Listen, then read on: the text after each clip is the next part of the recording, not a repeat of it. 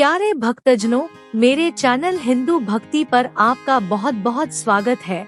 कृपया वीडियो शुरू करने से पहले मेरे चैनल को सब्सक्राइब जरूर कर दें और वीडियो अच्छा लगे तो कृपया लाइक, कमेंट और शेयर जरूर करें।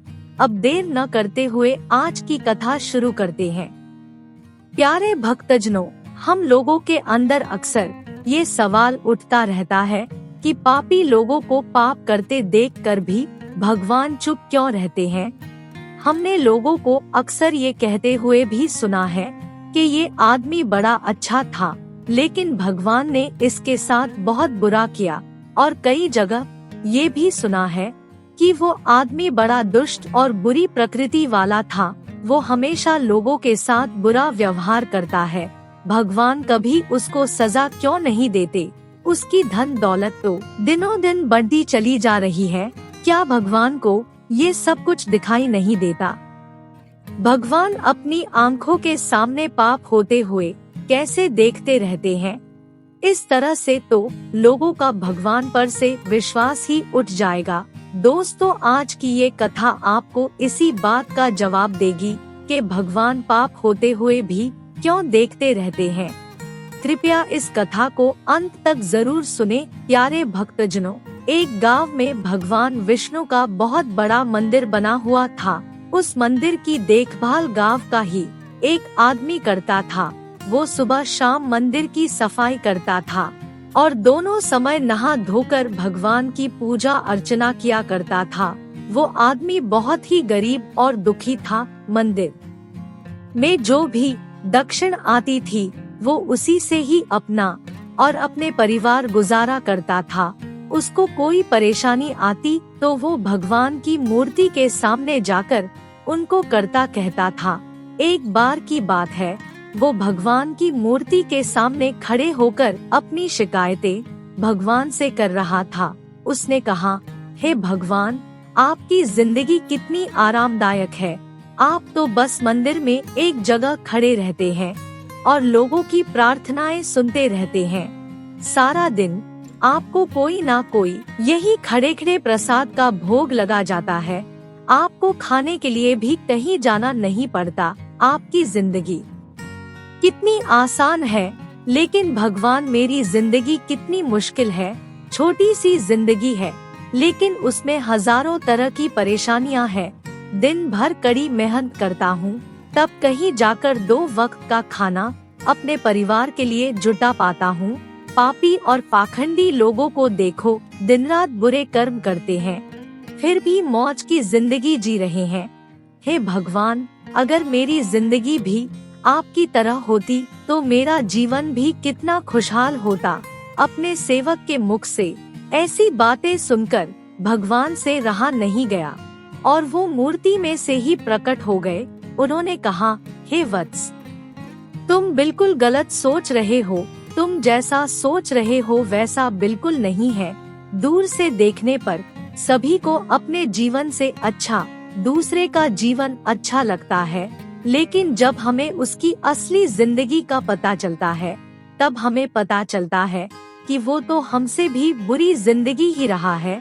तुम मेरी जिंदगी को आसान समझ रहे हो, मेरा जीवन इतना आसान नहीं है जितना तुम समझ रहे हो। मुझे भी बहुत सारी चीजें देखनी पड़ती है, बहुत तरह की व्यवस्थाएं बनानी पड़ती है, बहुत सी चिंताएं लगी रहती है। अच्छे के साथ अच्छा कैसे हो और बुरे के साथ बुरा कैसे हो, ये सब कुछ सोचना पड़ता है। कोई किसी कमजोर को सताता है तो उसकी रक्षा करनी पड़ती है। जिस दिन तुम मेरी जिम्मेदारी समझ जाओगे, उस दिन तुम्हें मेरी मेहनत के बारे में भी पता चल जाएगा। इतना आसान नहीं है भगवान बनना। जिस तरह मनुष्य बनकर एक इंसान अपनी संतान के प्रति जिम्मेदारियों को निभाता है, उनके दुख सुख और अच्छे भले का ख्याल रखता है, इसी तरह मुझे भी तुम सब का ख्याल रखना पड़ता है। इतनी सारी जिम्मेदारियों को एकदम निभाना आसान काम नहीं है। भगवान की बात सुनकर भक्त ने कहा, भगवान, ये आप कैसी बातें कर रहे हैं? आपका काम तो सचमुच बिल्कुल आसान है। जैसे आप पूरा दिन खड़े रहते हैं, वैसे तो मैं भी पूरा दिन खड़ा रह सकता हूँ, इसमें कौन सी बड़ी बात है। भगवान ने कहा, मैं तुम्हें फिर कहता हूँ, तुम ये भी नहीं कर पाओगे। मेरे इस कार्य में बहुत धैर्य की जरूरत होती है, जो मनुष्य में बिल्कुल नहीं है कि वो परिणाम घोषित होने तक रुक सके। भक्त ने कहा, अगर ऐसी बात है तो आप मुझे एक दिन के लिए अपनी जिंदगी जी लेने दीजिए, उसके बाद आप जैसा कहेंगे मैं वैसा ही करूँगा। भगवान ने उसको बहुत समझाया, लेकिन वो नहीं माना। भगवान ने बहुत सोचने के बाद उसको कहा, ठीक है, मैं तुम्हें एक दिन के लिए अपनी जिंदगी दे देता हूँ, लेकिन मेरी जिंदगी जीने के लिए तुम्हें कुछ शर्तों का पालन करना पड़ेगा। भक्त ने कहा, मैं आपकी सारी शर्तें मानने के लिए तैयार हूँ, बताओ क्या है आपकी शर्तें। भगवान ने कहा, मंदिर में रोज सैकड़ों लोग आएंगे जाएंगे, जिसमें अच्छे लोग भी होंगे और बुरे लोग भी होंगे, क्योंकि भगवान पर तो सबका अधिकार होता है, लेकिन परिणाम मैं उनके कर्मों के अनुसार ही देता हूँ। भगवान ने कहा, जब तुम भगवान बनकर मेरी जगह पर खड़े होगे तो तुम्हें अच्छा कहने वाले लोग भी आएंगे और बुरा कहने वाले भी आएंगे, पर तुम्हें चुपचाप उनकी बातें सहन करनी है और सहजता के साथ उनकी बातों को सुनना है और उनके अच्छे और बुरे कर्मों को देखना है। तुम्हें अपनी तरफ से कुछ भी नहीं कहना है, चाहे कुछ भी हो जाए। भक्त ने कहा, भगवान मुझे आपकी सारी शर्तें मंजूर है। प्यारे भक्तजनों, अब तो भगवान ने एक दिन के लिए अपनी जिंदगी भक्त की जिंदगी से बदल ली। अब भक्त भगवान बनकर मूर्ति की जगह खड़ा हो गया और भगवान मंदिर में सेवक की तरह काम करने लगे। कुछ समय बीतने के बाद मंदिर में शहर का एक धनी सेठ आया। सेठ भगवान के आगे प्रार्थना करने लगा, हे भगवान, मैंने करोड़ों रुपए लगाकर एक बहुत बड़ी फैक्ट्री का निर्माण करवाया है। मुझे आप ऐसा आशीर्वाद दीजिए कि मेरी फैक्ट्री जल्दी से चलने लगे और मैं खूब सारा धन कमाने लग जाऊं।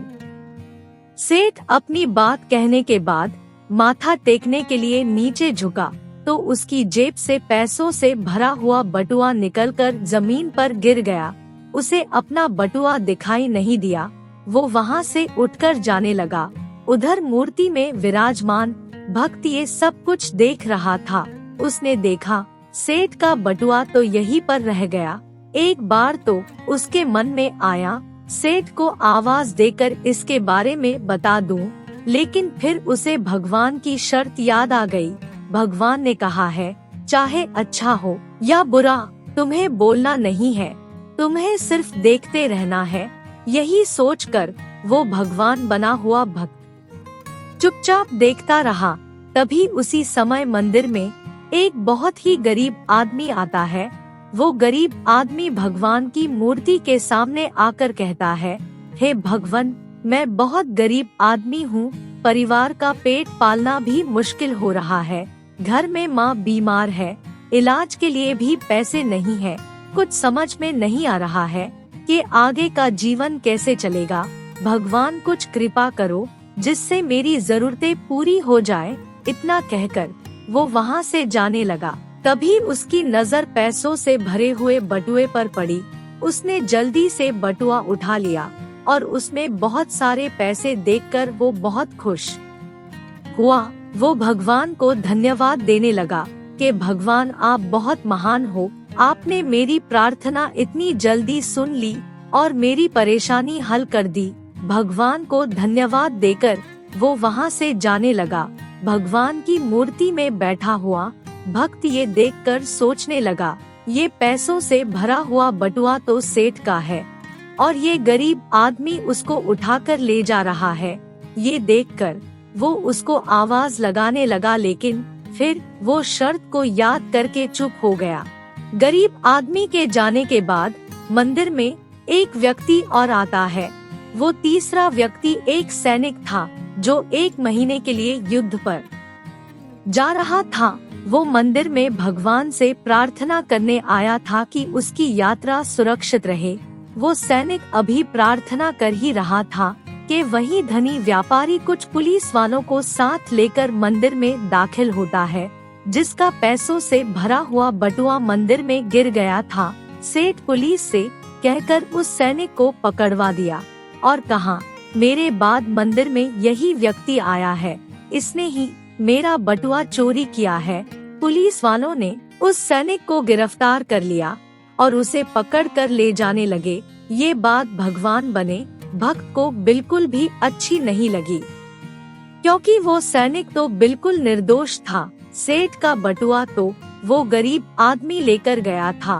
भगवान बना हुआ भक्त अपने सामने होता हुआ ये अन्याय देखकर भूल गया कि वो भगवान बना हुआ है। उससे रुका नहीं गया, वो बोल ही पड़ा, हे सेठ, तुम्हारा बटुआ इसने नहीं चुराया है, बल्कि इससे पहले मंदिर में आया हुआ गरीब आदमी ले गया है। मैं भगवान हूँ और ये सब कुछ होते हुए मैंने अपनी आंखों से देखा है। दोस्तों, अब पुलिस वाले भगवान की बात क्यों नहीं मानते? उन्होंने उसी समय सैनिक को छोड़ दिया और उस गरीब आदमी को पकड़ लाए और उससे सेठ का पैसों से भरा हुआ बटुआ भी बरामद कर लिया। वो गरीब आदमी बहुत निराश हुआ। उधर जब एक दिन का समय पूरा हुआ तो भगवान वापस मंदिर में आए। भगवान मंदिर में आए तो उस भक्त ने पूरे दिन में जो कुछ भी हुआ भगवान को बताया और बड़े अभिमान से कहा, भगवान, आज मैंने एक सैनिक के साथ अन्याय होने से रोक दिया। देखो, मैंने एक दिन में ही कितना महत्वपूर्ण कार्य कर दिया। भक्त की बात जब भगवान ने सुनी तो उन्होंने कहा, वत्स, तुमने न्याय नहीं बल्कि बहुत बड़ा अन्याय किया है। तुमने उस गरीब आदमी को पकड़वा कर उसके परिवार के मुंह से भोजन का निवाला छीना है, उसकी बीमार माँ का इलाज होने से रोका है। ये तुमने बहुत बड़ा अन्याय किया है। वो सेठ बहुत बड़ा आदमी था, उसने बुरे कर्म करके अरबों की दौलत जमा की थी। गरीबों पर जुल्म करके उसने पैसों को जमा किया है। अगर उसका बटुआ छूट गया था तो क्या हुआ, कम से कम किसी गरीब का भला हो जाता और उस सेठ का पैसा किसी अच्छे काम में लग जाता। और तुमने उस सैनिक को बचाकर भी बहुत बड़ा अन्याय किया है। वो सैनिक अपने राजा के साथ युद्ध में जाकर एक कमजोर देश के राज्य पर कब्जा करने वाला था। या तुम जानते हो उस युद्ध में कितने निर्दोष मारे जाएंगे? तुमने उसे बचाकर अन्याय किया है। भक्त को भगवान की बात सुनकर बहुत पश्चाताप हुआ। वो कहने लगा, भगवान, मैं तो वही देख पा रहा था जो मेरे सामने हो रहा था। उसके पीछे की सच्चाई कोई और होगी, ये मैं नहीं देख पा रहा था।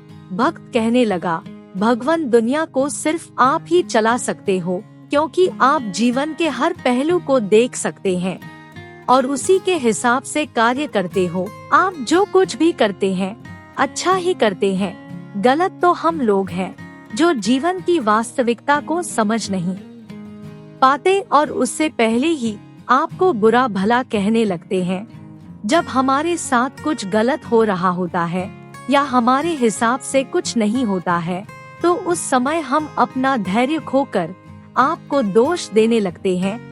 हम ये समझ नहीं पाते कि हमारे साथ हो रहे गलत कार्य में भी भगवान की कोई ना कोई योजना छुपी होती है जो आने वाले समय में हमारे लिए अच्छी होती है। प्यारे भक्तजनों, भगवान कभी भी किसी के साथ भेदभाव नहीं करते। जो कुछ भी इस दुनिया में हमें मिलता है या फिर हमारे साथ होता है वो हमारे कर्मों के हिसाब से ही होता है। इसलिए जो कुछ भी हमारे साथ आज हो रहा है उसे हमें स्वीकार करना चाहिए। प्यारे भक्तजनों, अगर आपको ये कथा अच्छी लगे तो कृपया लाइक, कमेंट और ज्यादा से ज्यादा शेयर करें। आपके प्यार और स्नेह के लिए बहुत बहुत धन्यवाद।